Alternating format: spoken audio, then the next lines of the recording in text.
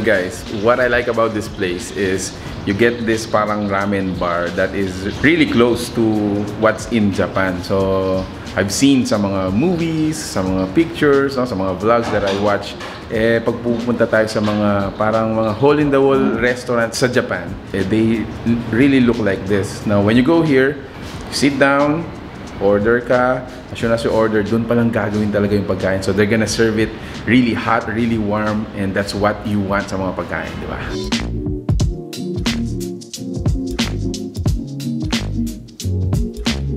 Alright, so syempre makakasama natin sa vlog na to mga owners ng Makihausu. Hello. Hi muna tayo, ma'am. Yun, excited na po ako. Nagugutom na po ako sa amoy ng ano. Kami nga rin, sir, gutom na. Nakakagutom yun. Yes, syempre sasama niyo ako, ma'am.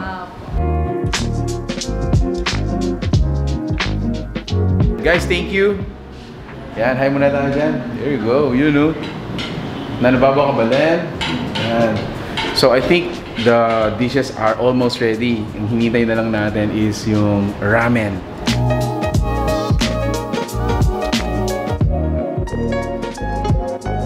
Hi, I'm Christine. One of the owner po ng Makihausu. Hindi kaming owner Kenny, sir. Mahilig kami kayong Japanese food. Tapos kayong kaka-research, gagawa kami kayong bale. Actually, sir, may tindahan na kami kanitang sushi. Yung bestseller may kanitang karay. Karay ramen means spicy. It's a tonkatsu base po, pork base na ating kami laging spicy taste para ka rin na aliwaya ka rin tang lalagay tamong ito mo yung tonkatsu. Tamo, sir, pwede tayong gawang spicy. Ito yung pagkakaiwa ba na nitang kakatamong karay ramen. Tikman na natin to. So first off, gusto natin tikman yung kanilang ramen. So this is their karay. Look at this. Ooh. So nga pala guys, sa inyo, so whenever you eat, do you prefer like a spicy ramen or yung not spicy? Dahil ako guys, basta soup base, I want it really spicy and hot. Look at that. Oh. Another thing I really appreciate sa mga Japanese restaurant is, sabi nga ng owner natin, it's an art. Japanese food is an art. I mean, from the appearance pa lang, mabubusog ka na. Almost you don't wanna eat it, parang ganun. So yung pinaka soup base natin is not that really thick na parang milky, no? However, the taste, really creamy and meron siyang parang smoky aftertaste. That's what I like, no? Now for this one guys, this is their version of California torch, you know? Ooh. Cheers. Plus, I like it's really hot. Yeah, look at that. Cheers. Like I said guys, so sobrang dami ng mga pinrepare nila para sa atin. Or let me mention yung mga variants ng mga maki. This one is their volcano roll and ito yung kanilang tuna and cheese. Now for those who are into salmon naman, so they have a version of that volcano roll and it looks like this.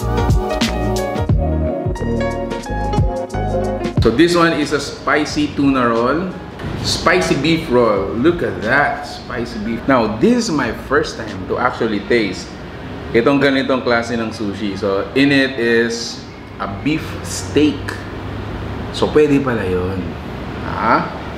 Sarap.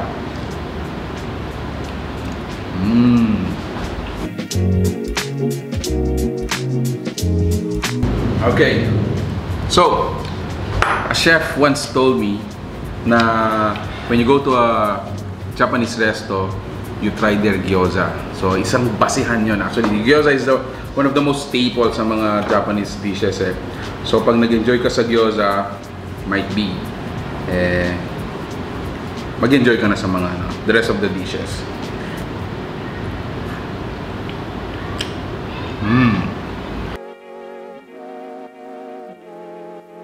Itong parang bestseller, tama sir, itang kuro ramen. Kuro means dark. Dark roasted garlic, sir. So I think another ramen is coming up. Shout out kay ma'am. What's the flavor, ma'am? Kuro ramen. So look at this, look at the beauty. Ooh, I mean, look at that steam.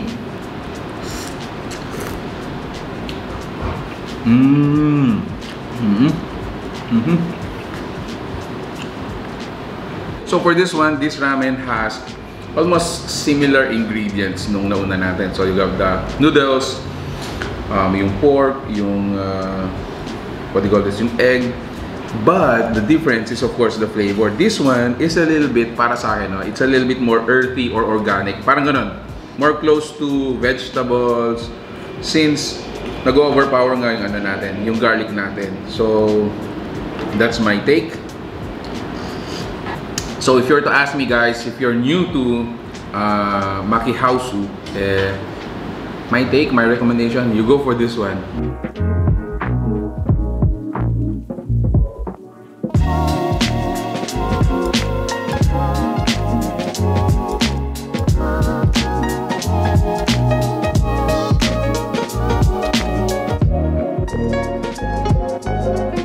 Karem pong taga-Apalit, adyang taga-Apalit. Mangan ko po kenis. Provide mi pamangan kenis fresh, manyaman, at saka affordable. Buri mi po kasi ganaganang kapampangan, makapangan Japanese food. Kalupa mi rin. We are located po kening kakatamong IYM Commercial Building, sir. Kalub mo kitang kantong Villena, sir. Akit ni Makihausu po. 11 AM to 9 PM po, sir. Pero last order tamo po is 8:30 PM. Guys, so, and guys, before we end this video, I would like to include this dish right here. One of my favorite food in the entire world. No joke, no joke. So whenever we go to a Japanese restaurant, lalo yung mga buffet, miyadjala rin ang chef Kenny. Paano yung mag-order? Here we go guys, share it.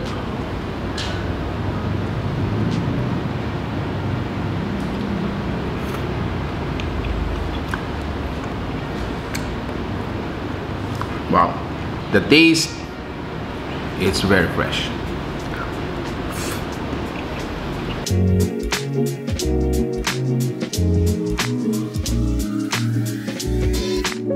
Ayun guys, sobrang nabusog na ako dito. I'm still gonna enjoy this with the rest of the stuff dito po sa Makihausu. If you like the food you saw in this video, any food, no, make sure to share this, and then when you share it, tag nyo po yung friend nyo para you can actually, you know, invite them to go here. We got another Japanese restaurant that is available dito po sa Apalit Pampanga. So yun, thanks so much guys. I'm still gonna enjoy this. Thank you for watching IYM Pampanga. Peace out. Bye guys.